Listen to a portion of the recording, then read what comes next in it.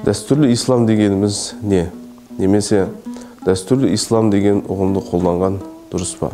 Дәстүрлі ислам деп жалпы әр халықтың өзінің жылдар бойы, ғасырлар бойы қалыптасқан мәдениетімен, салт дәстүрімен, тілімен және орналасқан аймағының ерекшелігімен қалыптасқан исламды атаймыз. Жалпы қазақ ханафилік даласында дәстүрлі ислам деген кезде біздің ата-бабамыздың ұстанған фиқх негізінде, матуридилік ақида сенім негізінде қалыптасқан исламды айтамыз. Бұл ислам, қазақ даласына ислам келгеннен бері 8-ші ғасырдан бастап осы кезге дейін біздің дәстүрімізбен, салт дәстүрімізбен және мәдениетімізбен, тілімізбен және де ақлақи мінез-құлық ерекшеліктерімізбен бітсе қайнасып қалыптасқан бір ұғым.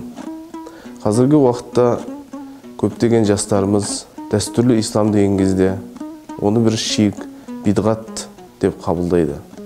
Бұл дұрыс па? Әрине, бұл өзіміздің ата-бабамыздың ұстанған дәстүрлі исламды дұрыс, толық түсінбегендіктен келіп шығады. Ата-бабамыздың ұстанған ханафилікке және матуридилікке негізделген ислам, ол ата-бабамыздың жалпы Орта Азияның көпшілігінің ұстанған бағыты, ұстанымы болып табылады. Пайғамбарымыз саллаллаху алейхи вассалам өзінің хадистерінде былай деп айтады: алейкум биссауат, яғни көпшілікке еріңіздер.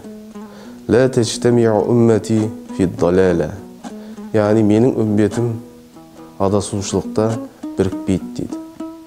Үмбет деп тұрғаны жалпы көпшілікті айтып жатыр. Сондықтан қазіргі кезде айтылып жатқандай дәстүрімізді, мәдениетімізді жоққа шығарып, оны мансұқтайтын ұстанымдар негізінен сәләфилік, вахабилік ұстанымдар болып табылады. Олардың негізінде таза ислам деп айтылғанымен негізгі идеологиясы радикалдық, экстремистік, террористік болып табылады. Сондықтан қазіргі уақытта өзіміздің асыл дәстүрлі ислам дінін барынша зерттеп, соған бет бұруымыз қажет.